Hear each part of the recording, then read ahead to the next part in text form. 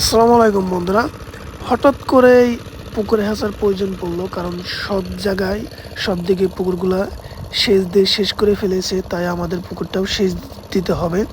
এই জন্য একটা ইঞ্জিল 500 টাকা দিয়ে ভাড়া করে এনে সেচ কাজ শুরু করা হচ্ছে।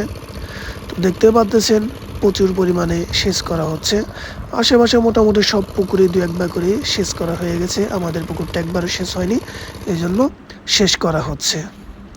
তো পানি মোটামুটি অর্ধেকের বেশি শেষ হয়ে গেছে। পুকুরটা খুব বেশি বড়ও না এবং খুব বেশি ছোটও না, মোটামুটি আছে একরকম। তো সেচ করা হচ্ছে এবং পুকুরের পাড়ে দেখতে পাচ্ছেন কি পরিমাণ মাছ এসে ভেসে বেড়াচ্ছে। এখানে ট্যাংরা, গুলশা, তারপর পুঁটি মাছ, এগুলো সব পাড়ে চলে আসছে। তো শেষ করার পরে সাইডে আসলে এক সাইডে একটু গর্ত বেশি ছিল, সেই জন্য আর কি ওদিকে পানি চলে গেছে, আর এখানে সবাই মাছ ধরা কাজ শুরু করে দিয়েছে।